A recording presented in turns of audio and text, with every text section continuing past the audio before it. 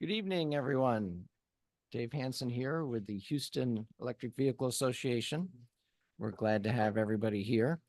And it's a great day here, the 12th of September here in Houston. Nice after the heat of the summer weather and everything. Of course, one of the things of EVs that I and my wife like is that we can always run the air conditioner when somebody's waiting for the other person to come back to the car. You don't have to idle an engine. You just use a little bit of juice out of the battery and you stay nice and cool in the car while the other person's in a store or out somewhere, that kind of thing. So that's always a fun thing. So thanks again to the TXRX folks for letting us use this space here this evening. And we have something special here in the space that hopefully everybody will get a chance to go over and see. We've got Sheldon's Bug-Eyed Sprite, which is always a fun car to see that's been converted to electric. And then we have a car that was built to be electric, a vehicle that was built to be electric from the ground up.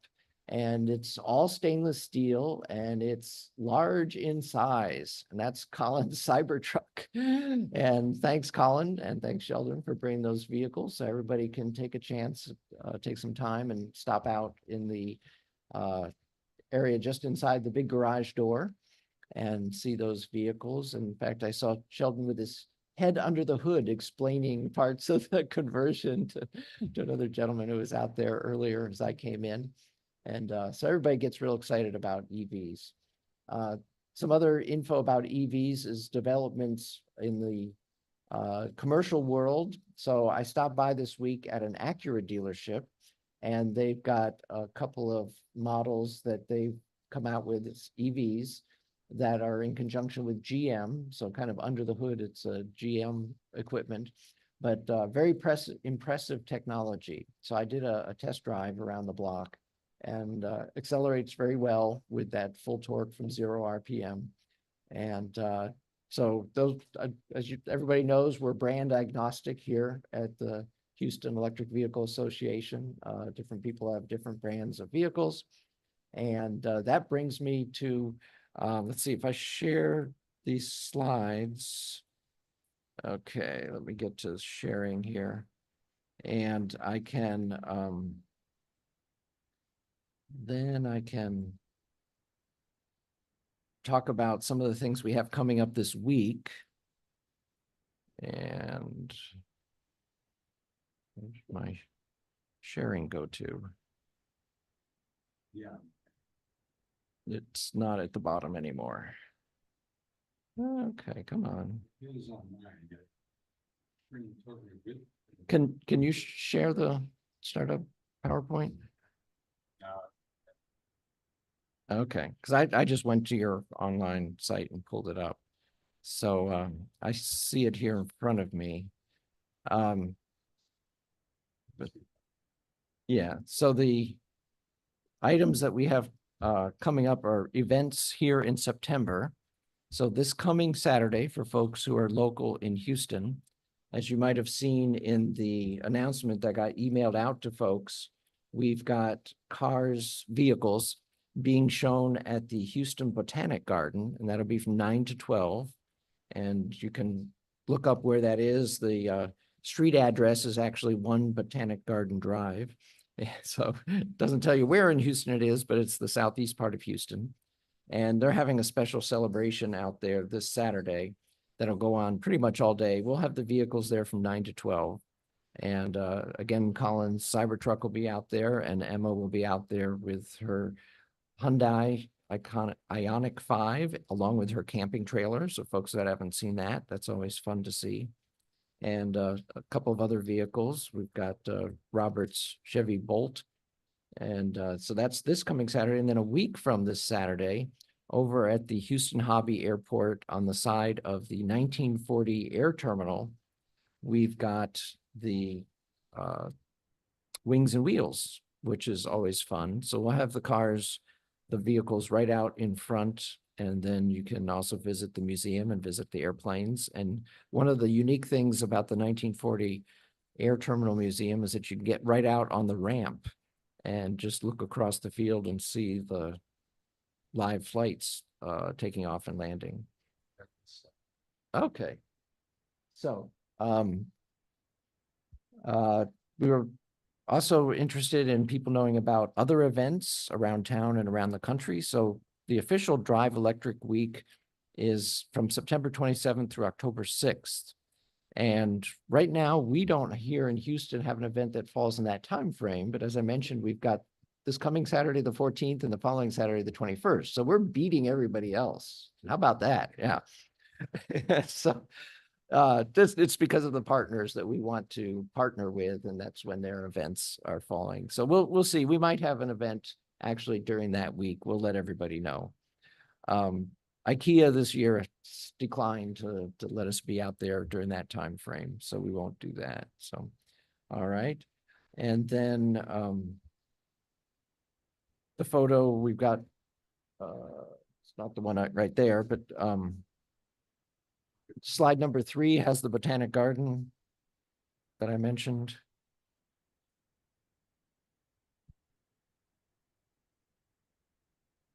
At least for the set of slides as I got them off of the drive, but these might be a slightly different version. That's okay.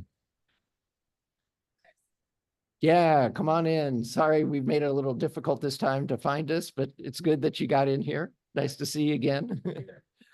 Yeah, yeah. And then also we've got yeah, a slide. Okay. Yeah, there we go. There's the Botanic Garden. All right. It's coming up this Saturday.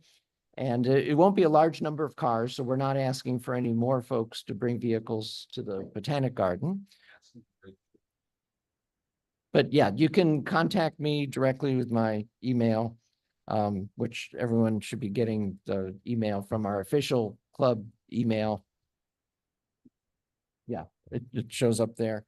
And then, so the next slide, where we are asking for more folks at the 1940 Air Terminal Museum. They have lots of space for a lot of vehicles. So anyone who's inclined to come on out and talk about their vehicle, please register for the 21st. And you can do that on the driveelectricweek.org website. So even though we're ahead of the official week, it is open now for us to use, and that is good for people to register at. So, And it's a cool museum. oh, and yeah, the museum is really cool too. So yeah, if you haven't been inside that air terminal museum, just to see all the things that they have from the 1940 and onward time period, that's really fantastic. I mean, most people are just aware of the modern William P. Hobby terminal at Hobby Airport, but this old terminal is really nice to see everything inside, and you can go up to some of the upper outdoor levels and you get a good view from up there. So you can see a little bit in this photo here, how it has those upper levels, but that's really good. So you can use the website or contact us by email to register. And then some other events coming up in November. There's the Electrify Expo coming up in Austin.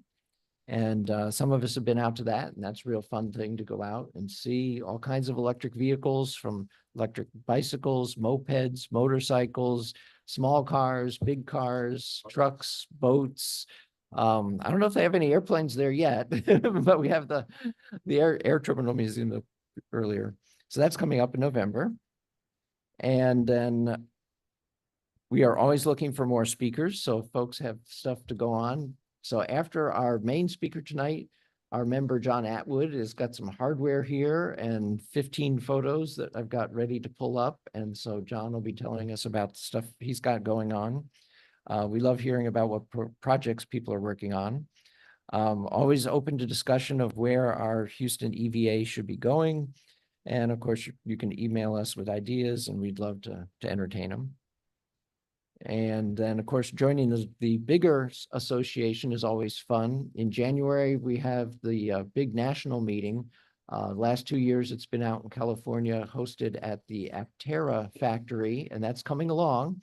They are getting ready to build a new style of vehicle out there, a 3-wheeled solar-powered electric vehicle, and they want to produce them in big numbers so that a number of us can have an opportunity to have one. I know some folks here in town that have reserved them. I don't know if Shen is reserved one or not, but I know you've been involved with things for a long time. I haven't seen you. It's good to see you out here again. So that national meeting is something that you can either go to in person or Zoom into. And it's always good to know what's going on at other chapters around the country. And if you join that, you do have to pay the dues, but a portion of those dues do come back to our chapter here, which we don't charge any individuals dues for. So, and then the one sheet is available here in the room on paper, and it's available electronically if you want to talk to friends about what EVs are out there. It's a good source of information. It's something folks are constantly trying to keep up to date with because things like pricing and capabilities keeps on changing. And rebates, get information about rebates. Okay. And so I believe that's all the startup information that I wanted to cover. If there's any other time relevant questions for folks here at the beginning, or you can bring things up at the end. If not, Laurent, if you're ready, I will go ahead and introduce you. So Laurent Frugier is an IT engineer specializing in electricity. He is PMP certified and worked for the last 10 years as a consultant to the World Bank. So Fuel2Electric serves as the perfect intersection of Laurent's technical expertise, extensive project management experience, and his deep-rooted passion for cars. So a lot going on there. And he's in charge of that platform and operations. So I'd like to turn it over to you, Laurent, and if you can share your screen when you're ready to show your slides, that'd be great.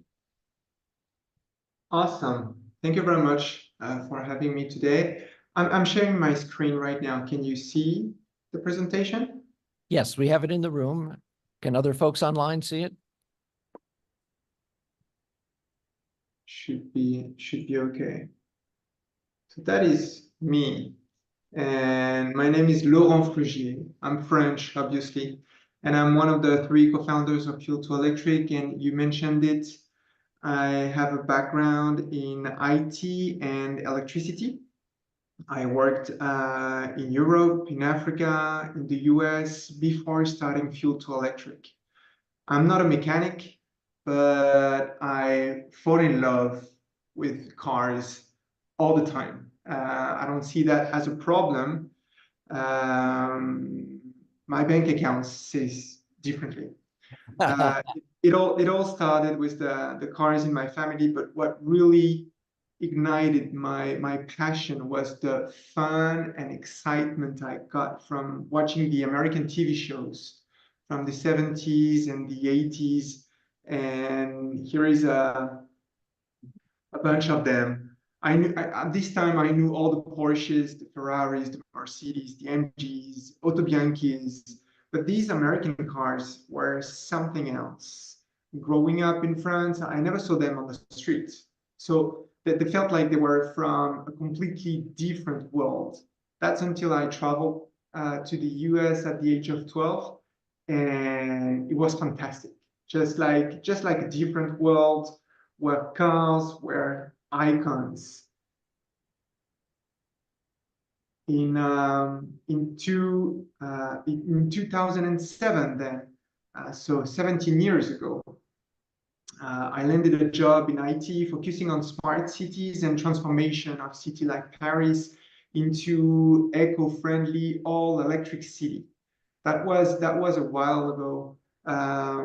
And at that time, I was working for Electricity of France, and I traveled in Europe and in the US. I contributed in reports and projects to work at modifying streets, modifying houses, parking, highways to prepare for a future where everyone drives electric cars. But then I thought, what's going to happen to all these cars that I love so much? I was really concerned about this. I saw the future of electric car coming, but I was worried about all these cars, all the cars that were already on the road. So I started researching the idea of transforming an old muscle car to electric. It was incredibly appealing, but technology wasn't there yet. Also, I realized it wasn't only about performance or giving a car a new lease on life, I realized how virtuous and sustainable EV conversion could be. So it leads us to some numbers here. I think you know most of them, but according to EPA.org, replacing your car with another gas car engine produces almost 400 grams of greenhouse gases per mile. Replacing it with a new EV car would reduce that number by a factor of 3. But if you compare this to EV conversion, it reduces this number by a factor of 10 because you reuse 90% of an existing car instead of building new seats, new frame, new body, new glasses, and still no tailpipe emissions. So to put things into perspective, converting 100 cars would save the weight equivalent in GHG of a Boeing 777 in the first year. That's a huge number. That's really impressive. So knowing all this, I shared my idea of developing a business around EV conversion with my brother Arnaud here on the picture and his father-in-law John. And we bought this 66 Mustang. We decided to design the complete setup and find someone to build it. And that's really when we realized EV conversion is a jungle. Really not that complicated, but so many resources available. And technology has evolved rapidly over the last 10 years. Even an untrained eye understands the huge gap between the two cars here, the pictures I have on the slides, the huge gap between DIY build from 2012 and a plug-and-play kit from this year. On the left, there is a DC motor, 32 horsepower, lithium, iron, phosphate, batteries. I think this one, it's a 34.5 kilowatt hour, 100 miles on a charge. It's not that much. And on the right, it's a new kit from one of the professionals within our network. It's called the APP EV. It's a plug-and-play system. The average installation time for this kit is 3 days, only 3 days. It's not invasive. It's reversible, so you can go back to a gas engine if you want. I've never heard of that, someone reversing the EV conversion, but well, if you want, you can. The battery pack is made of fire-retardant glass fiber, impact-resistant Kevlar. It's way different from the inexistent battery box on the left. And in this kind of kits, all system parameters are pre-programmed and controlled by the vehicle control units to ensure the maximum performance and also the battery longevity, which is key for EV conversion or EV cars in general. We know the motors are really strong, but batteries is the weak link. Clearly, the technology is now mature. Unfortunately, we would Google, watch YouTube videos. We would send out tons of emails reaching out to basically everybody we could find and asking questions. But in return, we would receive even more questions because you would ask about how much power do you think? Let's say we would ask a question about the motor, and someone else would ask question about our expectations or the type of the car or the way we're going to use it. Is it a grocery getter or a highway car? So the problem we faced was not about the technology anymore. We were missing someone we could connect us with the right expert because we were not DIYers. We were looking for someone to perform the conversion for us, which is a big difference. That's how we realized what the problem of EV conversion is. It's proved to be very complicated to connect experts and shop with the EV conversion enthusiasts. And these folks in the shops, they are super busy. They don't have time to educate individual project owners. And we realized that there was a link missing between the car enthusiasts or the fleet managers and the experts of EV conversion. And that's really when we decided to create Fuel2Electric. And Fuel2Electric is basically an internet platform. I told you my background is IT. And that platform solves exactly the problem we encountered.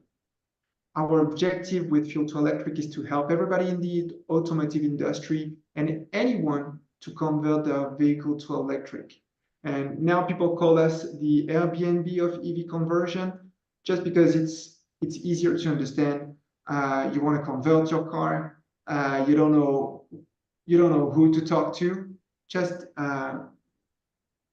go on the website, fill up the intro form, and we start discussing your project and deciding whether it's realistic or not.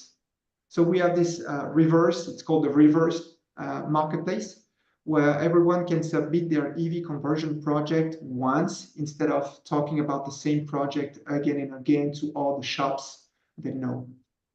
And in return, they receive quotes from the Fuel2Electric network, which today is composed of over 80 vendors. So that's very efficient. So far, the average is 3 to 4 quotes every time you submit your project. So it gives you it's a fast way to know if your project is realistic in terms of constraints, requirements, and budget, but also you get formal quotes from professionals that we have selected. So it's way faster than before. How it works: we assess the project, we feature the realistic project on the platform, and we match them with the builders. It's very convenient. One of the last projects we had on the platform found the shop 4 weeks after answering our online questionnaire. And now the car is being converted as we speak. It's in the shop. And sometimes they also include paint job, like full resto modes. We have a fleet of 11 cars in the pipelines. So it's very, we have a very large range of cars and projects, from pre-war cars to really post-2000 cars. That includes airbags, electronics, safety features, very complicated builds. So in the end, this is how our website looks like. We built it for all the EV conversion enthusiasts. We have the My Electric conversion project really accessible on the homepage. A list of projects that we feature, the store where you can buy components and kits, and systems. So systems are even better than kits. They are pre-configured. So it's really plug and play instead of kits. And the network, obviously, the map of the USA and Canada. We also have new vendors in UK and soon in Australia too. We see the community grow very fast. And in the more section, there is also a lot of insights. We have kind of a blog where we explain, we try to stay agnostic in terms of technology. You said you want to stay brand agnostic. We want to stay technology agnostic. It's easier for us to talk with clients about their expectations in terms of usage, in terms of range, in terms of power. And we keep the complexity and intricacy of the technology to the vendors. They are the experts and they master their work. So we don't step on their toes. And yeah, definitely our priority now is working with shop is safety. So we expect the shops to be trained. We check their certifications and also insured. So there is no problem. Once the car or the vehicle, let's say, can be truck, can be vans, can be buses. Once it is on the road, it's under warranty, service is covered, and insurance does not become an issue down the road. And yeah, that's about me. That's about the company. That's about the project that we've designed and made happen the last 2 years. And now, if you have questions, I'll be happy to answer those. That's super, Laurent, hearing all the good stuff that you and your brother and everybody else has worked out. So as I mentioned, we've got Sheldon's Bug-Eyed Sprite out here in the lobby area. That's a conversion. And I believe, Sheldon, you had said it had been started and then you took it over. You want to tell us something about that while folks think about questions for Laurent? So 2008, during one of our recessions here, I decided to start out on a project, and I had picked a different architecture. I'd picked a Chevy S10 with a great big DC motor and a particular controller and a particular charger, and I totaled up all the parts, and it was going to be about $25K worth of parts, which I decided was more than what I wanted to spend on a science fair project in a recession. So I put that on the shelf. But then not long after that, the recession didn't end the world. I still had my job, and somebody drew my attention to a vehicle that was for sale here in the Houston area that was a little British car, and I already liked the little British cars. I have MGs, had for a while. And same motor, not just the same design, but the same motor, same controller, same charger, same everything that I had planned for the S10. And so I already knew what the electronics and the battery were worth, and came to an agreement with the owner for basically the price of the electronics pre-assembled in a little bitty car. And, I later, made a number of mechanical modifications after that, but the big change more recently was 2017 when the car went underwater with Harvey. So I got to remake all of that stuff, and this time, you can buy used Tesla batteries for cheap, and the same controller is still available. The motor got wet, but that's fine. So I'm using a new modern, lithium battery management system and a split pack. So I've got part of the battery is in the rear, over the rear axle. Part of the battery is in the front, where the engine used to be. And it's a lot of fun. It probably looks more like what the gentleman described as the 10 years ago technology with, I have about 30 kilowatt hour battery pack in there with around 120-mile range if I really baby it those last 20 miles. But it's fun. It's fun, and I've learned a lot doing it. So. Good. Yeah, that's great. You remind me of my first EV. I had a Dodge Omni that was converted by Jet Industries. Okay. And it had some of the batteries in the front and some in the back, and they were lead acid and didn't have much range, but there's fun. a bunch of fun that happens when you have a split pack, right? There's a lot more cabling, and in this case, there's water cooling, so there's manifolds and lots of tubing all over the place. That's yeah. I might my next project might be a little bit bigger vehicle so that I don't have that same challenge. But right. It's been a lot of fun. Okay, well, good. So thanks a lot, Sheldon. And so folks have some questions for Laurent. So John, yeah, come on up to the microphone. Hey, Laurent. The concept sounds really great. I think we're all interested in seeing a little more. Do you have the ability to show us some vehicles that are in your pipeline, or a test vehicle, kind of like if I was a user and I wanted to put a vehicle into your system and then kind of see how all that process works? Yeah, I can show you I can share my screen. I have Okay. one here. Yeah, let's do that.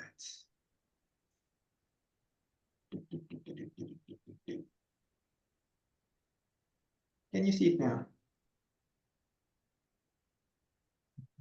So this is the. Can you see my screen right now? You We're see the seeing your screen, it's still showing the web page. Ah, it's changing Yeah, now. There it yeah, goes. exactly. So I'm on the wait page right now. Yeah. So here, just for the process first, this is where it starts. So we have this introduction form where you can put your vehicles, year, make, model, and this is just to say hi. So we understand who you are, what kind of car you have. Do you want to convert yourself? Are you a DIYer, or we call them DIFMers, do it for me-ers? Do you want to convert it yourself? No, I don't want to convert it myself. Do you want the car to be less powerful than today, as powerful than today, a bit more powerful, 2 times or insanely more powerful? Do this. If you have a budget in mind, it's even better. EV conversion is costly, even more when you want someone else to do it for you. It's a matter of time. If you have a lot of time, you will spend time learning. Testing, not really, because high voltage is not something that you want to test. It hurts, it kills. So you don't want to play too much. Training is very important. Safety is priority number 1 again. And then we can, you put your name. So let's say my name is Laurent. And here I am. I have no idea whose phone number this is.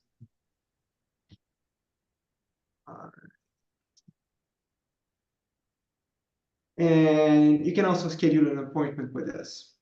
From there, it opens a conversation. So we're gonna talk, we're gonna send you more questions about basically the whole project. Is it your car? How do you want to use it? Once we do understand each other, we have a bigger questionnaire that really asks everything, all the details about the condition of the car, which is very important.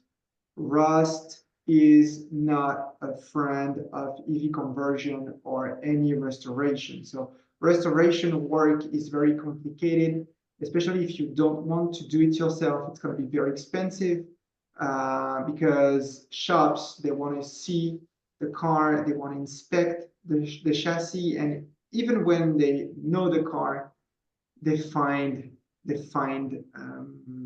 rust here and there. Moving on with the project. So let's say rust is definitely not a good friend of EV conversion shops. Condition of the car, again, requirements, how much horsepower you have. Do you have a preference for a motor? Do you want your car to become a Tesla car? We also have vendors that provide those capabilities, providing platform, a rolling chassis with all the batteries and the motor included in the chassis. So you just drop the car on the top of it. This is the best for weight distribution. We talked about just before, the 2 packs, one on the front, one at the rear. It's very important that weight distribution in the car is good, so you keep really good sensation while driving it. So there is a wide range of possibilities. So we have the questionnaire. This questionnaire I was talking about is 70 questions long about the car, the condition, your expectation, your constraints, and budget is part of it. So once we've done this, yeah, do you have a question? oh, is it me? I heard myself. Okay, that's an echo. Once we make sure that the project is realistic, then we write a project page just like this one. We have many more here. Let's take this one. This one is a fun project. The Cadillac, the 59 Cadillac Fleetwood. It's a project from a university. And they contacted us because they need a kit, just a kit. And so this is what we do. Once we understand everything from the project owner, we describe the project, and this is the page that we send, that we advertise within our network of experts. And in return, they submit proposals. So this one, for instance, received 2 proposals. We can look at other. This tiny one is in New Zealand. That's an interesting one. We can look at this suburban. He received 4. So this one is a full restoration. Plus, he wants the Tesla platform. So basically, from the inside, you will think, without noticing that the exhaust pipe is not here anymore, you would think that it's the original sub. But in the inside, it's going to be power steering. It's going to be AC. It's going to be probably around 350 horsepower. Center of gravity very low. Probably around 350 miles of range. So it's a very, very different car in the end. I can show you some others. Another university here. This one is in Canada. It's a cool one as well. Very tiny car, and probably a starter kit for this one. It's a very light car and also small. The engine bay is not that big. And the back, you want to keep some room in the trunk. So yeah, that's the way we work. I think I answered your question about the process. So the process is on the homepage. We get in touch, we discuss. You can schedule an appointment. We also can talk about your project. Then there is an extensive 70 questions asked. And once we agree about the feasibility, the realism of your project, we publish this page to our network of vendors, and in return, the project owner receives proposals. Then there is also, we organize Q&A sessions between the project owner and the experts, and we try to help them understand their options so they can make a wise choice between their the different proposals they received. After that, we follow up with the shop, and we make sure that the vehicle hits the road accordingly.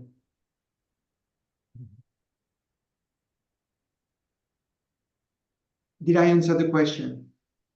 Maybe I lost myself. Maybe I lost myself. I explained too much. He's coming back to the microphone.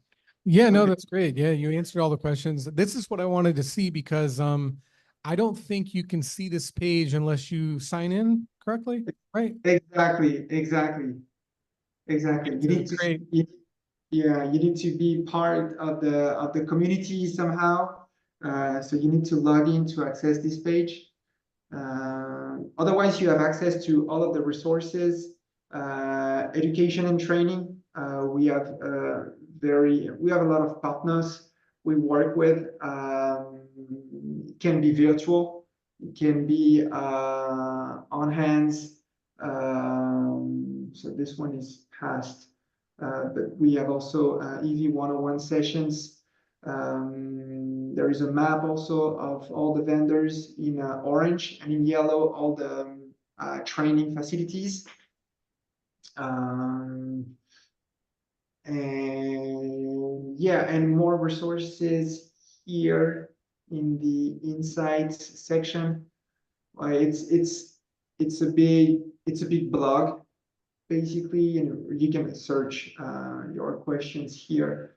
But we have a lot of articles about the benefits of EV conversion, wiring tips, 3D scan. It's very important. More and more, we ask our professionals, instead of figuring things out on new models and trying to place all the components one by one, what we do is that we 3D scan the whole chassis and all, and the whole car basically, and all the components. So you can play on your computer with the placement. You can simulate the weight distribution. You can simulate the range. You can. There is many options with 3D scanning and CAD design that really helps in placing your components and do simulations. So that's some of the articles we have. Space constraints. Yeah, that's great. And so these are public, basically. You just have to create an account and the public can see these. Oh, this oh, blog. yeah, yeah. This one, everything is free. Even if you sign up for a project, we work for you, but mostly we connect you with the shops, and the shops is our final customer, because they pay us to find new customers, because they don't want to spend time answering their phone, answering emails. So we do that for them. So when we find a good customer and we close a deal with them, they pay us a fee on the top of it. So everything on the platform is free for customers. The only thing that is accessible with a login is the project section. Besides the project section, you have access to everything. Okay, yeah, that also answered another question, because I was curious how you guys made money. But yeah, it's on the Yeah, everybody's curious about it because it's free. From the project owner's point of view, it's free. So we talk, we spend time together, identifying, and without these stupid projects that everybody, all these shops, they receive hundreds of emails every week asking for a conversion of, let's say, a Chevy S10, we talked about it earlier, with a range of 300 miles and a budget of $5,000. So we do take time we educate people and say, you know what, for your Chevy S10, it's not going to be 5K. It's going to be more about 25, 30K. Do you want to talk more about it? Or we are done. And this is what we do every day. Yeah, that makes sense. And like even the shop giving a customer a proposal, the proposals are included in this system. Yes, exactly. So once we publish your project, you have access, you have different access as a customer on the platform. We call them the project owners. You have access to another side of the website, which gives you access to your project page, but also all the proposals. You can send messages to the experts and interact with them. So actually, I have a question. It looked like one of the images when you were sliding past showed a convertible. So older.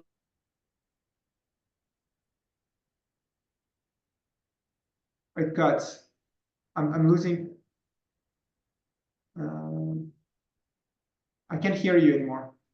So I imagine you pay attention and reinforce the floor to be able to hold the weight of the batteries and motor and everything? Yeah, that's part of the design. Okay, Obviously, so what we make sure is, well, it's about steering, it's about braking. You have to Important. stop. Steering stop. Uh, so remember the question we asked on the introduction form is, do you want the car to be as powerful as today? If it's as powerful as today, then you don't have to change much. But if you want the car to be insanely more powerful than today, we're talking about big upgrade from the chassis point of view, from the brakes, from the suspension. So that's how also we don't ask questions just to ask questions. One of the main goal is to make sure that expectations they match the kind of car, the budget, and the experience we have with all the projects that we've done. So it's not a crazy. Obviously, we have crazy projects, and some of the projects are not available online because we've signed NDAs with the owners. So they are private projects. They are not featured on the website. Mhm. They are crazy, Yeah. but they are super expensive too. Most of the people we talk to are really car lovers. They usually own a Tesla, and they have a classic in the garage, and they say, you know what, this one, I never use it. It would be so simple, so efficient, so convenient to have the same car but electric. And this is where this is where our niche is in terms of business. Laurent, we get lots of inquiries from people who say, I want to convert my car. It costs $5,000 and takes a week. And so I'm assuming that a lot of your job is to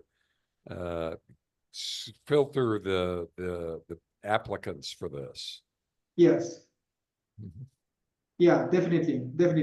The percentage of people that we reject, if I can use that word, is the majority. And By far. the majority of the projects we received are rejected Mhm. for many reasons. It could be the condition of the car, it could be the budget, it could be the range, could be many reasons. Okay, and I see that Robert in the chat has written down a question. I don't know if Laurent, you're able to see the chat. He's written, what are the challenges of fitting a vehicle designed for an ICE engine being converted to an EV? Many of the older 1970 vehicles and beyond have more steel than more recent ones. Yeah. So weight. So weight used to be a problem. When Robert talks about steel, I hear weight of the car. But now all the motors available are very powerful, so you can move literally anything. Army truck are converted. You can put a motor on every axle. The main challenge is, so I think there's a blog about it, so I'm gonna redirect Robert to the website. The placement of components is the number one challenge. Weight distribution, transmission sometime, the differential ratio, the placement. Some people like us, for the Mustang, we decided to keep the manual transmission because we wanted the car to look exactly the same from the inside and the outside. So we didn't want like a push start button or LED screens and stuff like that. So we kept the transmission, so it looks really good. We won a prize actually for the interior of this car at the Electrify Expo in Denver a few months ago. That works real well to keep the transmission. I mentioned my first EV was the Dodge Omni converted by Jet Industries, and they kept the manual transmission. I just drove it in second gear all the time and ignored the clutch. Yeah. Yeah, you can also switch to third when on the highway, so it gives you a different ratio. Yeah. So the challenges are mainly about the placement of components, weight distribution, I would say. The most complicated project is hybrid. We don't do hybrid because it requires expertise on ICE engine and expertise on high voltage setups. So it's the worst of both worlds if you want. You need to keep the gas tank, but you also need a battery pack. You have an ICE engine, gas engine, but you need an electric engine. So that would be the most challenging. Now, yeah, again, weight distribution, placement of components, and wiring is now it's getting more and more easy because some vendors now they sell junction box. Most of the time, the 12-volt system and harness remain. So you just install the high voltage and you connect the 12-volt system to the high voltage system. So there is not, it's not that complicated once you understand how it works. And yeah, that's about it. Okay. Any other folks online have questions that you either want to put in the chat or just ask Laurent right now? I mean, it's great to get more and more of these classic cars converted so we can just drive them not only in parades and such, but just drive them around as everyday cars if that's applicable. Yeah, the idea, and this is the return of experience, is that once you convert it, it becomes a daily driver. There is no more smoke, no more leaks, no more smell. We have project owners. They called us saying, we have a Tesla. We also have a Defender. But the kids, they don't want to go back to the Defender because it smells. So let's convert it, because if the kids don't want to use it, then nobody's going to use it. And that's how some of these stories start. Yeah. Yeah. My wife can't stand the smell of gasoline. She doesn't want to get anywhere near it. So it's one of those things you start driving electric and yeah, you don't want to go back. We had this guy calling us. He prepared a full resto mode, a Mustang, and he prepared it with a shop, and out of the shop, it was a present for his wife. It was a 500 horsepower, crazy build. And he called me and he said, "No, my wife doesn't want to drive it anymore. It makes too much noise." So we need to find a way to solve that issue. But she wants to keep so it would be like a V6 tiny engine that you would put in it, and it's not too noisy, or electric. And he went electric in the end. Very good. Okay. So I encourage everybody to go to his site and do the login and such.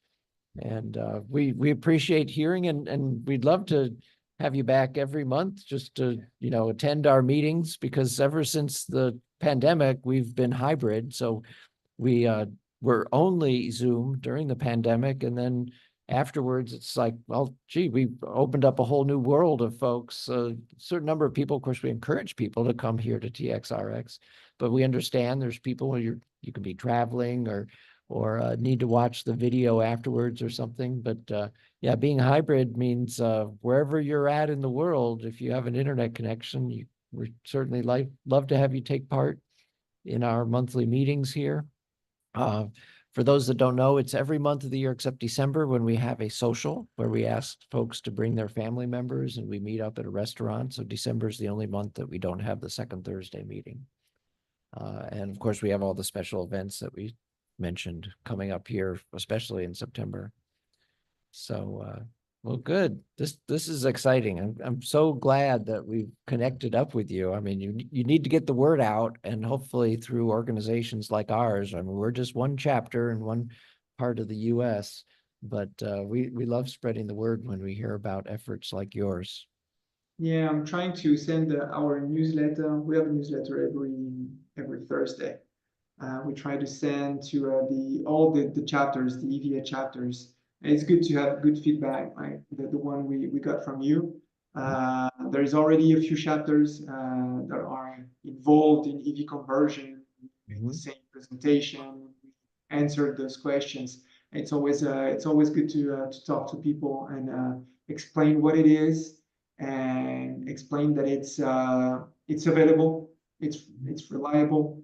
There is people out there doing it every day, and it's not only about technology. It's about the pleasure of driving those cars instead of keeping them hidden.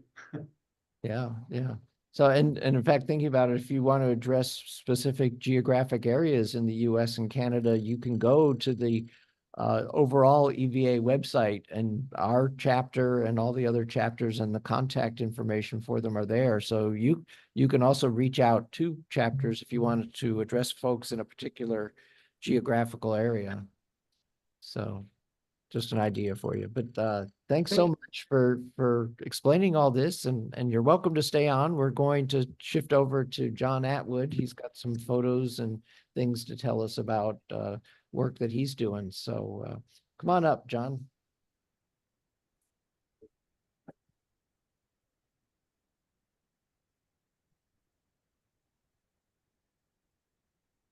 Okay, thanks, Laurent. I was just going to say, time to stop sharing. Yeah.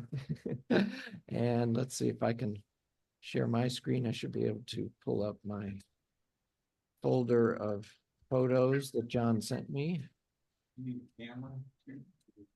Well, he's going to want to show, yeah. I'll show it at the end. Okay. And move the camera. It's gonna move. Yeah. He's got to remember over there. Well, I thought you'd grab one of those mics, but And you're gonna click the button? yeah, I'll switch photos and such. Yeah. I thought this way. Yeah, there you go. Okay, so, yeah, went past the speaker, but you're kept going, so that's good. Quickly pass.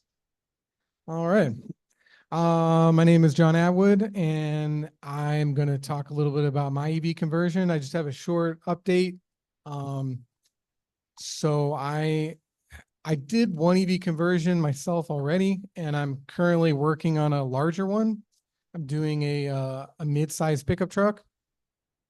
And, I want it to be, bigger, better, faster, all those things, right? More range, everything. And, so I am doing a dual motor with it's all Tesla components. And, so I already put a motor in the front, and I put a battery underneath the, in between the frame rails, towards the, the cab of it. And then right now I'm currently working on the rear axle, the rear motor. So these are some pictures that I have to kind of just show my progress and what I've been doing for the last month. And of course, my computer just froze up. My cursor won't even move right now. So Yeah. I've got the thumb drive here. Yeah. computer's been running and Okay. the whole meeting here, so it's quite warm on the bottom. So I think it's objecting to move the cursor across Alright. the screen right now. Yeah. You can do the one that says show. Yeah, you can start with the first one. Oh, and you know what? I'm totally blocking the projector. Standing in front of the projector. So anyway, this is the rear motor. So I bought a motor this last month, so that's progress, right? Yeah, it's a rear small drive unit. So I have two small drive units. So it's basically the non-performance drivetrain from a Model S. So you can go to the next picture. Oh, you got to share. Yeah, finally my computer started responding, so I did stop share because I could see you were accessing the photos. So you can hopefully do a share now, Colin. Yeah.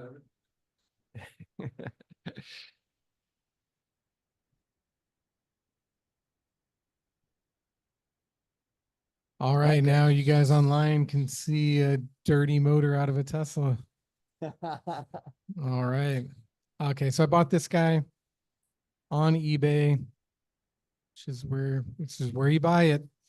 And so this is the next picture. This is an example of what I'm doing. So I'm doing the rear axle, and so I stole this idea from multiple people, and this is somebody who's been working on it, who has a YouTube channel. And so you can see what I've done here. Well, what I'm going to do, because this isn't mine, but this is a D-Dion axle where you basically get rid of a straight axle or a live axle, and you turn it into a dead axle. So what makes it dead is because the steel in between the drive unit is the axle, and it's only supporting the vehicle. It's not providing any of the power. And so the power is coming from the drive unit in the middle with CV axles. So it's not an independent suspension, but you still have CV axles because the suspension will move up and down independent of the drive unit, which would be mounted to the vehicle frame. So it's another way of doing a suspension for an EV. It's pretty, I would say it's popular for EVs. You can go to the next picture. This is another person who has a YouTube channel that's doing the same. And actually saw this vehicle in San Diego. He finished this and took it to the fully charged there. I think this was last year, the year before. Anyway, but you can see how the axle is sitting on the leaf springs, and this example doesn't have a motor in the middle. You can go to the next picture. So this is what I've been doing. I've been designing the last month. I've taught myself how to use a Fusion 360, which is a 3D modeling program. And this is the drawing part of that program where you model it in 3D, and then you export it like this and put all the dimensions on it. So it's a 2D showing of all the dimensions that I'm trying to do. You go to the next picture. This is kind of like where I started, right? So this is like Fusion, and you make a bunch of shapes, 2D, and then you extrude them into a 3D space. Go to the next picture. So this is when I made it into the 3D space. So you can go to the next picture. You can see I'm playing with what it looks like, the orientation. Those giant tubes that are sticking out in the front and the back, that's the current shock absorbers. And you can see the one on the top is actually going through the axle, and that's not where I want it. So this, by modeling in 3D, kind of like what Laurent was talking about, 3D scanning the whole car and bringing it into a modeling software, you can kind of see what's going on and fiddle with it and see what's going to work for you. So I'm going to relocate the shock absorbers. So you can go to the next picture. You can see the beautiful symmetry here. Next picture. Yeah, so next one. So this is another piece I did. So that was the axle. And then I've also been designing, well, how will the hub fit to the axle? And the wheel bolts to the hub. And then of course, brakes are part of that situation. So all this has to be kind of redesigned. And so I created this spacer because I wanted to reuse the factory bracket that the brake caliper bolts to. So I needed to space it away from the hub a certain distance. And then I want it to be hub centric and all that stuff. So I designed this in 3D, and then I printed it on my 3D printer here to make sure it would fit. And then I'm going to show you how I also have it in metal now. Pretty sweet. You can go to the next picture. This is another thing I made. This is the hub will actually sit inside of this, and this will be welded to the end of the axle. So this is kind of what's supporting the wheels here. And so this is just another example of an item I made that I also had made in steel. So you can go to the next slide. And then there I am making holes and drilling out the plate because I needed to make new holes in the brake caliper bracket plate. That's fun. That's what I do for fun. You go to the next picture. Okay, so this is another thing. I bought this and it wasn't terribly expensive. What this is this is part of the CV axle assembly.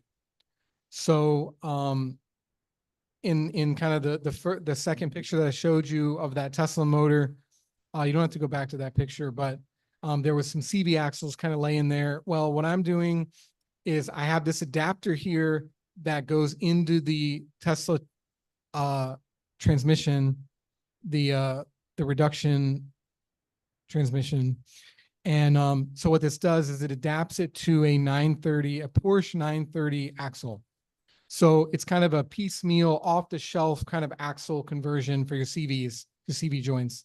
So you buy this and then you have to buy another adapter for the hub, and then you just buy an axle that fits that length in between them. So you can go to the next picture. These are just more pictures of this because it was expensive and I want to take a picture of it because I had to buy it. And go to the next picture. You can't really see, but it's kind of a cup shape there. So is there another picture? No, okay, yeah. So those are my pictures. And then the next thing I was going to show was the parts that I got. So can they see me on this camera? Yeah. Actually, if I put it here, that might are you sure they can see me?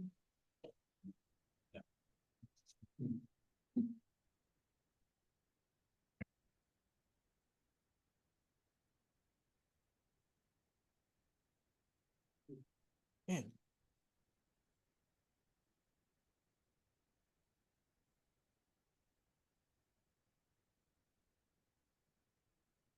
Oh yeah, I'm up So there. I'm seeing it on my computer screen. Yeah, that's pretty good. Okay, there we go. Room So three. this is the one that I made. This is the spacer. So I made this in plastic. And this is the bracket for the brake caliper that I wanted to reuse that I beat off of my old vehicle. And then this is the part that I had done out of steel. So this is that same part out of steel. And so I took that 3D model, and there's companies that will take your 3D model and make this if you pay them. Yeah. You pay them enough, yeah, they'll cut this CNC for you. So obviously I chose the Chinese one because of price and that includes more time, right? Because not local. Yeah, it's on the slow boat, but they got this to me in 2 weeks. And obviously I bought two, one for each wheel. So I thought it was amazing. The finish on this is incredible. And just the fit is just, really awesome. So here's one of my hubs. that I bought. And so this is actually a front hub off the same vehicle. This is a brand new hub, right? I didn't make this, I just bought it. But the fit on this guy, I was so worried, right? Because I'm over here doing this with a caliper, you know, and it's like it's not press, but it's like I'm not gonna be able to do it with one hand, but it just like barely fits on this thing, and it has like almost no slop in it, which is why it's so hard to get on there. Boom. See, there's like very little slop in it. I was like, man, I'm so good. So, I mean, but it's really them, right? Because they were able to do it to the tolerances that I wanted. So I was really impressed with that. Oh, thank you for asking. That's another thing. Because as I looked, right, you can choose all these different materials, aluminum, steel, carbon, and I really wanted steel because this is like the weight, the wheel, you know, this is gonna be hub centric, so the weight of the wheels will be here and stuff. I was gonna make this out of aluminum just because of cost, but this company, this is actually Moly steel, so it's like 4130 steel. So it's not just regular mild steel, and these were like $150 each, which was a really good price, actually, because I was gonna pay that for aluminum on another company. So I was really happy about this one. Is also steel. This is from Sen Cut Sen. So I don't know if anyone's familiar with Sen Cut Sen, but this is laser cut. So this isn't CNC, it's laser cut. So it's a little more rough, but it didn't need to be so exact as this one.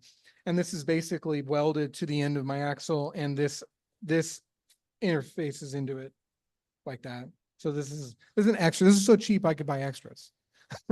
So, and this is 1/2 inch steel.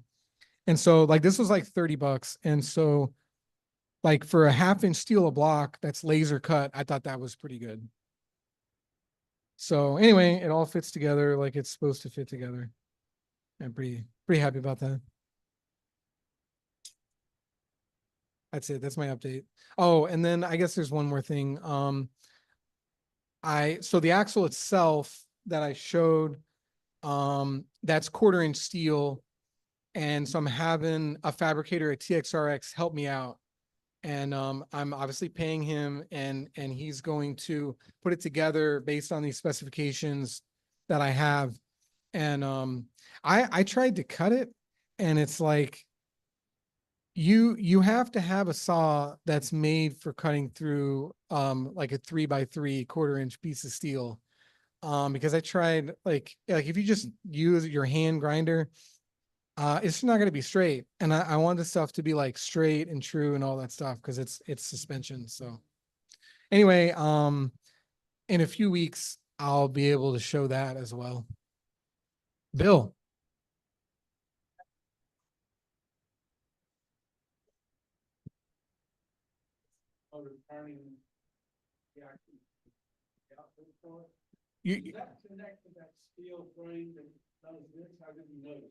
You, you're talking about the mounting of the motor itself?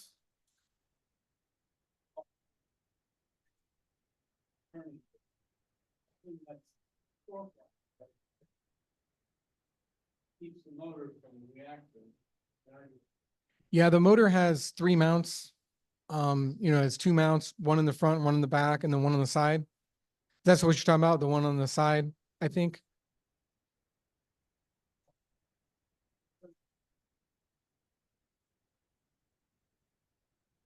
Well, there's like the CB axles.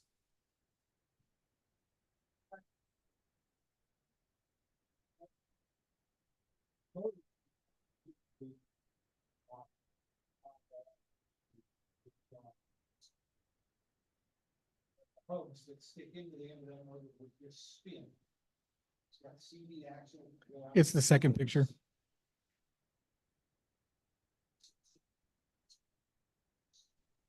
Well, what is it? Yeah, that picture.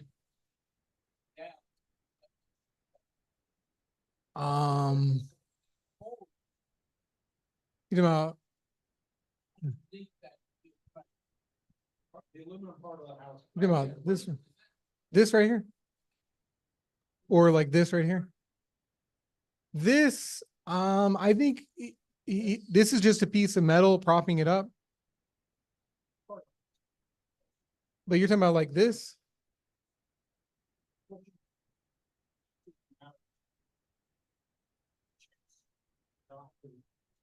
Not left, right. So this whole thing, the motor is not unsprung weight. The only unsprung Right. weight Right. Motor is mounted to the frame, which is not, it is sprung weight, and the axle is the only unsprung weight. True. Yeah, they're not connected, only by the CV axles. Yep. Any more questions about my amazing project?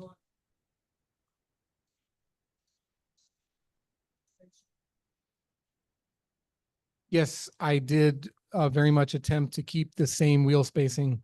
Even though everyone thinks it looks cool when you push your wheels outside the fenders on a pickup truck.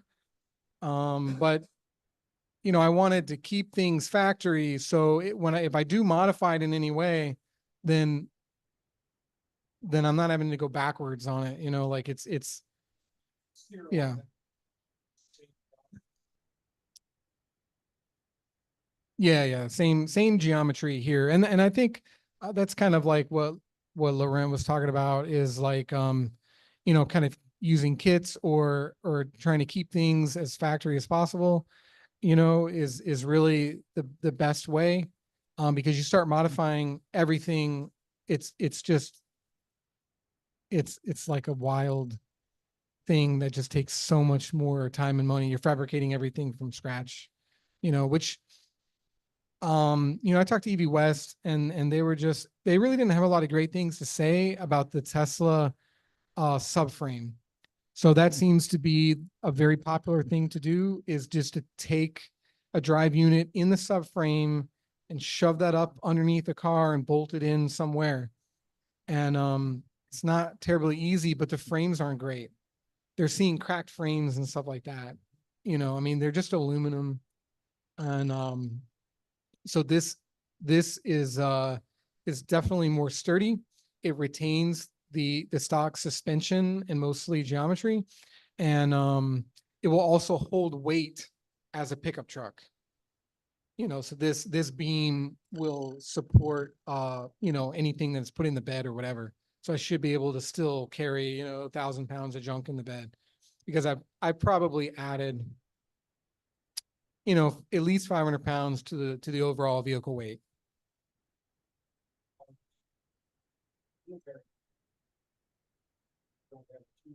two axle. You have double bearings or one bearing? What's the, what do you use it for a wheel bearing? Yeah, you're asking the hard questions, aren't you? What am I doing for the wheel bearing? Well, this wheel bearing is a factory sealed wheel bearing. So this is what is normally on the front, and I'm also putting the same ones on the rear. So, and that's just to keep it within the same wheelhouse of Nissan. I said wheelhouse. I don't know what's in that guy. I yeah, I mean, it's the factory bearing. So it's a sealed bearing, and they're cheap. You just buy one and throw it on. Any more questions? The battery is out of a Tesla Model 3. It's the large pack, which is 78 kilowatt hours. It was a lot of work. That's what I did last year.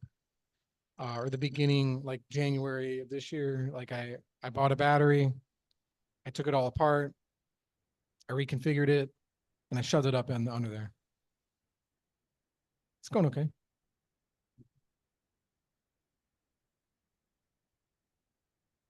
All right. Great stuff. More Thank you. questions from anybody? Welcome to ask questions.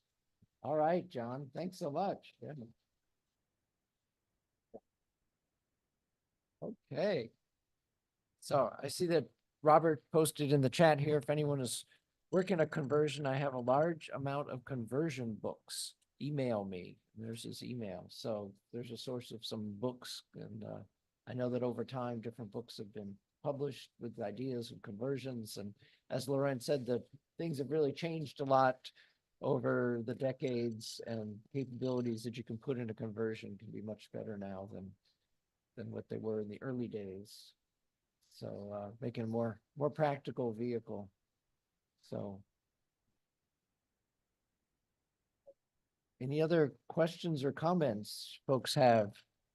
It's always great to hear about projects. Of course, a large number of members have modern OEM built EVs. And as Laurent said, there's people that have both homebrew and also a modern EV in their garage. Yeah. If you'd like to grab the microphone, then. Oh, well, this is for the folks on.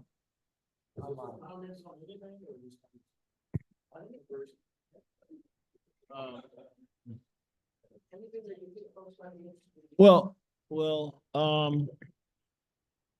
I saw in there where it was talking about, the future of EVs and what's going to maintain it, the EV market, because there's so many people now that are buying.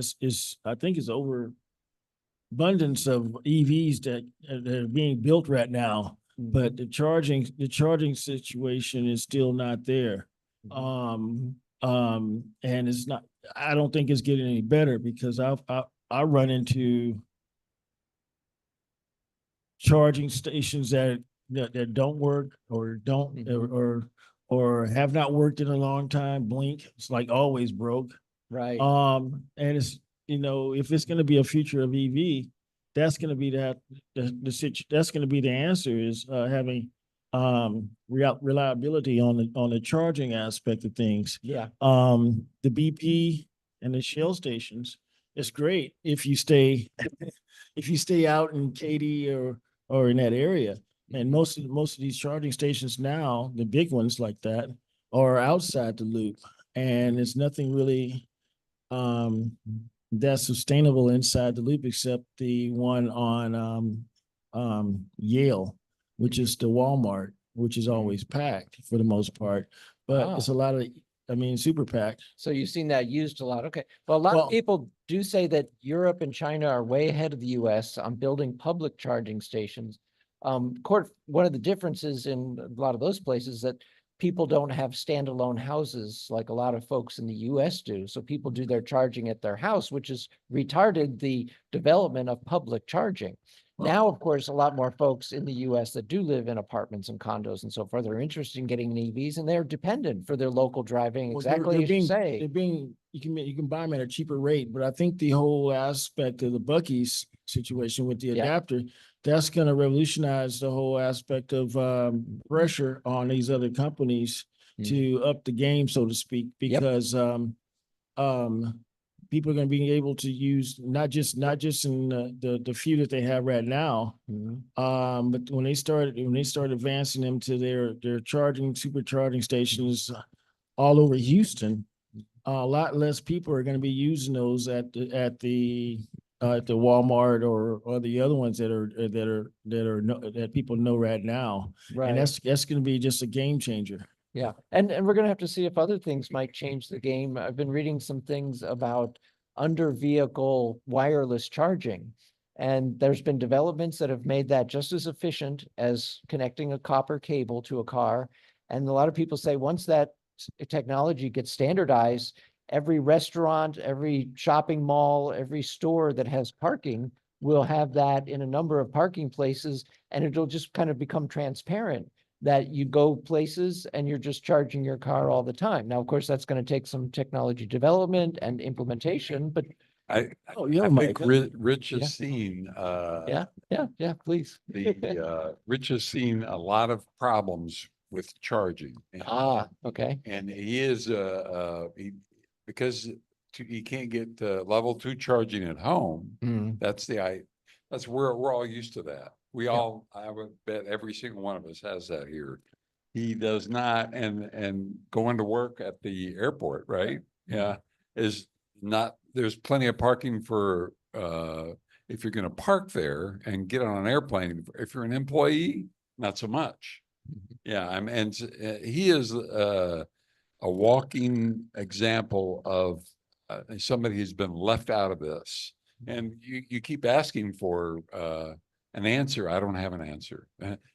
Time is your only hope. I can only tell you, it's doubled in 10 years or something like that, but. Well, I was just gonna add, I work for an engineering firm, and so we deal with a lot of EV all across the US. And yeah, it's definitely right now we're focused on 13 different states that are requiring it at the state level or, high density city levels. But California is making it happen. Like next year, you're going to get penalized as a business. Even our own fleet, we're going through electrification on all of our office and fleet Nice. in that range. Yeah. But no, it's coming. I mean, I don't think it's just gonna continue to grow. You were an early adopter and you were very brave. Yeah. I mean, you drove to Dallas and you bought an EV, was it Kona? A 2020 Kona Electric. 2022 Kona Electric. You've never driven an EV before? This is brave. Yeah. And then you've got a story to tell about getting home, right? Yeah. Yeah. Go ahead. Oh, do you want me to tell? the Yeah, story? by all means, I thought yeah. that story has been told already. I didn't know that, I didn't know that there was different adapters for EVs. I thought everything was the same. And I drove from North Dallas, all the way down. I passed a bunch of charging stations. I said, I kept going. I didn't even know about plug share or anything, which plug share doesn't really work all the time, but I still didn't know where to charge. And so I was just, if I get to Madisonville, it's a Buc-ee's. I can charge there, Well, I got all the way to Madisonville, and it was, I found out that there's only Tesla chargers, and Tesla chargers don't work on a Hyundai. So luckily enough, I called my friend, and he answered the phone at 1 o'clock in the morning. I was shocked. He said, "No, don't worry. It's okay. Just make it across the bridge and it's a Walmart." So I made it across the bridge, went up the hill, and it stopped. And I didn't know that it's 2 batteries, not 1. And it was cold, so I was using the 12-volt battery to keep the car warm. I burned out that 12-volt battery, so I called a tow truck. And I didn't know that you had to put it in. The 12-volt battery has to be charged to put it in neutral. I learned so much that night. I didn't know the 12-volt battery has to be charged to start to charge itself at a charging station. Yeah. And so I didn't know any of this getting into the EV deal. I learned a lot just that first night. And I don't think that dealerships, the people that sell EVs, really educated. It's only just a couple of dealerships in Houston that maybe know. But for the most part, most dealerships don't even know where to charge an EV. I've seen where the EV charge stations are filled up with cars, and you ask them, "Can you park there?" And they're like, "No, we got our cars here." And so I think it starts right there with educating people about how to operate an EV, or even knowing about what the difference is in the EV. But like I said before, that Buc-ee's adapter is going to change a lot of people and breaking down, so to speak. And I broke down again on Saturday. Well, I didn't know about the adapter at the Buc-ee's, so I kept going, and I went to the one place a little outside of Bastrop, and both the charging stations and the Ford dealership charger was broke and maintenance. And so I had to go ahead and call AAA again. And AAA towed me into Austin, and I had to get I had to get a jumper because my jumper didn't, because I carry a jumper now in the car just in case, but that one wasn't working. So I had to get a lift to take me to the auto parts store to get another jumper to come and jump the 12-volt battery to get the thing to charge. So that was a nightmare. And, I found out on the way back that the Bucky's actually worked. So, Okay. and that's a big thing. Yes, I did use the Bucky's with the adapter. Yes. Yeah, I do now. Yeah, you have to. Yeah, but it's no adapter needed. No, when you go up to the, they'll tell you what station to go to.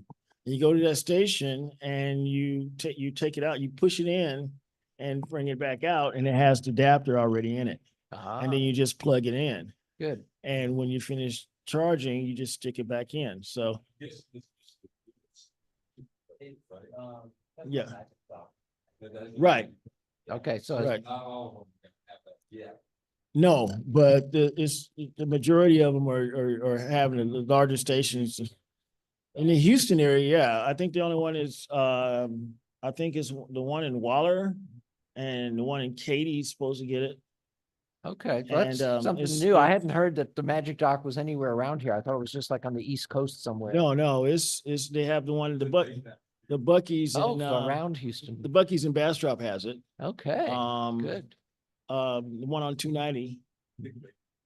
Yeah, but you can go to the Tesla app and it tells you where exactly Ah, right, Yeah. right. And that makes all the difference in the world, to make it, Yeah. But as soon as they start putting them in a lot of other locations inside the loop, Mhm. that's gonna help out a lot of people. Oh, you yeah. know. Oh, yeah. And I run into people all the time. I give out the card and say, hey, go to the Facebook page, because so many people have the EVs now, Mhm. but don't know Mhm. how to use it or where to go. Only place they know to go charge is the Walmart. Yeah.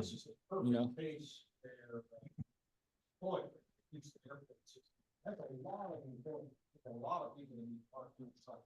Yeah, so Houston Airport employees, Sheldon says. Similar to ADA, so in the parking lot, you're gonna have so many specialty spots for handicap, same kind of thing. You've got 1,000 employees showing up, you need to have X number of charging stations for them to use. I talked to him about that, and even one of the EV spots is connected to the handicap. Right. So how do and all the other ones are people that are just parked there. They have a Tesla, but they're going out of town. They want to be close to the elevator. They just park there and leave the car for like 3 or 4 days. And so you have that problem too. I don't really know how to fix that problem, but Well, I mean, they have to enforce the zone or whatever facility has to enforce. that takes an initiative of the people that work there. Oh, well, yeah, that too, and, but I had another problem with talking about the airport. I parked at one of the, Echo lots. And somebody just unplugged my car. And so you have that problem. They somehow unplugged my car and plugged it into something. I don't know. My daughter's phone, they can lock it. Right, right. But somehow they have. I never locked my car, so that might be the problem there.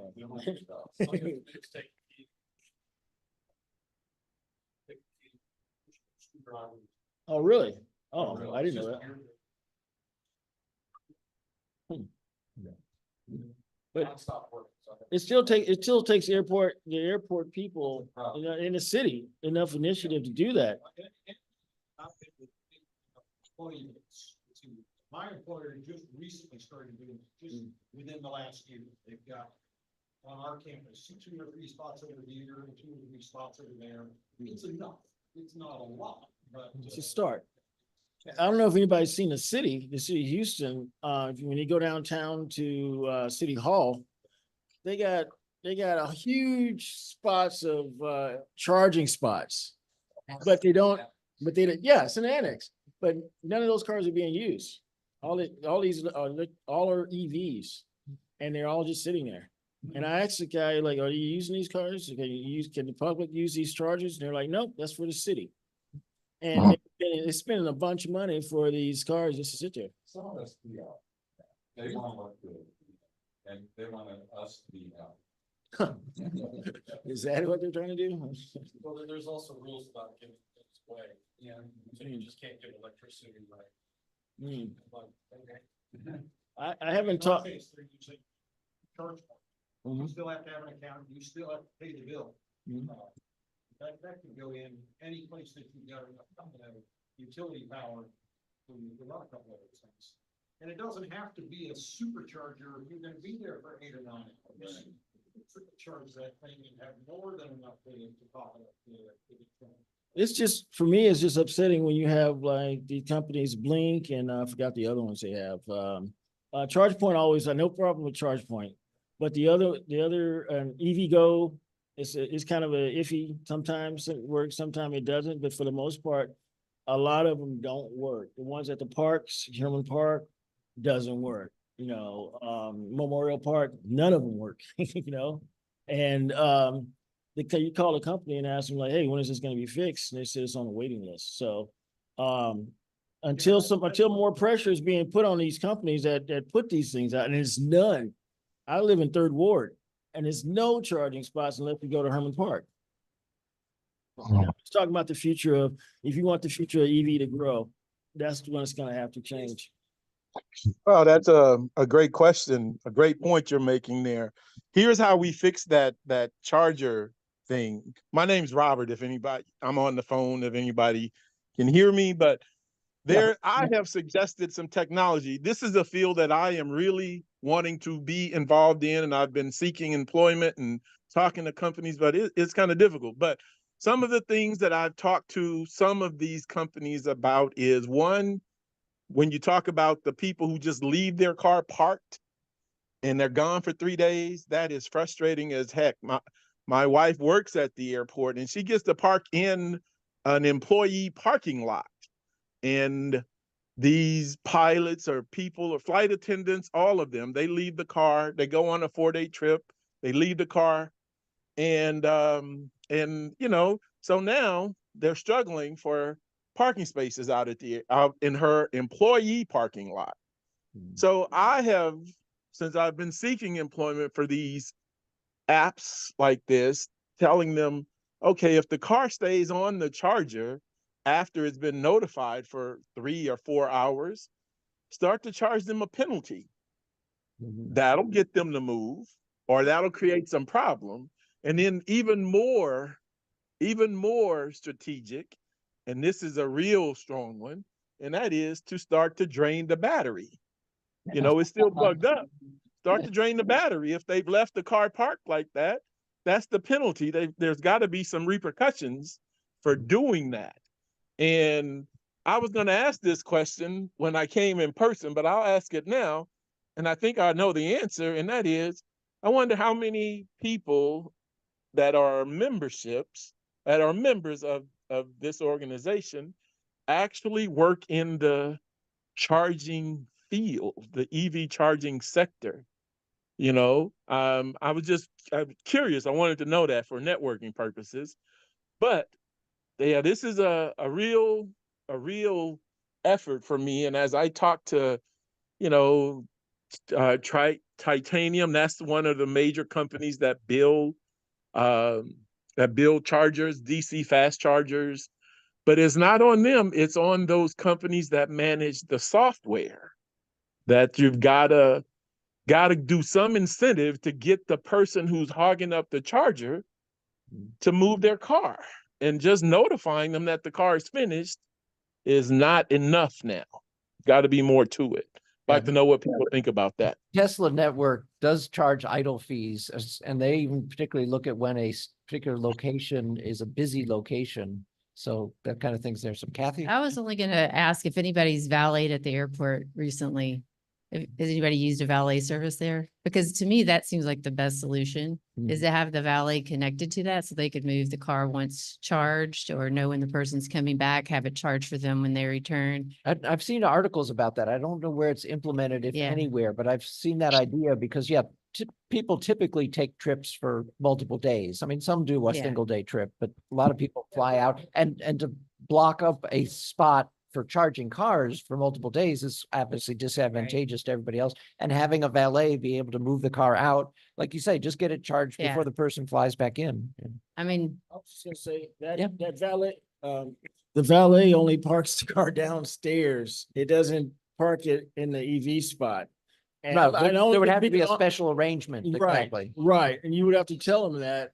Right. And most of them, and the people I've talked to that, because it's not the airport, it's not the city people that run it, it's a private company that runs it. Yeah. And And my I- conversation with them is they don't have no idea about EVs at all. Right. The situation I've seen out in the Phoenix area, there's a private parking garage, 3 stories high, and there's like 10 or 12 spaces on the ground floor that have 120-volt outlets. So people have to bring their own charging equipment, but they specifically reserve one of those 12 spots for however many days they fly out for. But being slow charging and being gone for a couple of days, then of course you expect your car is going to be charged, but it's very limited. But of course, I think they're looking at being a private parking garage, supply and demand. They can always wire up more parking spaces if they find that they're always being reserved. Well, here's the thing that'll really play a role in this is once people understand that there's revenue generating opportunities. Yep. When you get that car off of there, you can get another car on there because, I mean, you're holding up money. And that will drive people to make some leaders of these companies to make some decisions about, we got to move on to the next car. You know, we have to move on to the next car. So it's definitely a discussion point. And me, as I've talked to these they call them service SaaS companies, as I talk with these companies about job opportunities and things like that, this is definitely a conversation that I bring because it's frustrating to me because of my wife's scenario. And this is an employee parking lot that I have to deal with this, or she has to deal with this. So. Yeah, an employee parking lot, I have not seen, I only can speak for Terminal A. I have not seen any, in the employee lot, I have not seen any EV charging stations at all. And I think that's for United also. Oh, no, well, here's what United did. They have the blink ones, like you said, which didn't work up front. They had about 6 or 7 at the very front of the parking lot. But United, although the city of Houston owns the United parking lot, they do nothing with it. It's managed by a third-party company. And that third-party people, they don't do anything in the parking lot. So United came in and they took poles and they converted the poles and they put an electrical outlet on them, which is good for the employees because they don't pay for the parking. And it's all right if you bring your charger and you do the trickle charge and you're gone for 3 or 4 days and you leave the car, that's fine. But they didn't do it with enough of them now. So that's kind of the problem. They did maybe 30% of the poles. And now when I go in that parking lot with my wife, I see so many electric cars, Teslas, everything is parked in the United parking lot. And the poles are all taken. So she's right back at the same spot, not being able to charge her car when she goes off on the trip. So I brought all of that up to say, yeah, that's a problem with the infrastructure. And we've got to just keep talking through the infrastructure to move this needle. And people have got to start to do things different.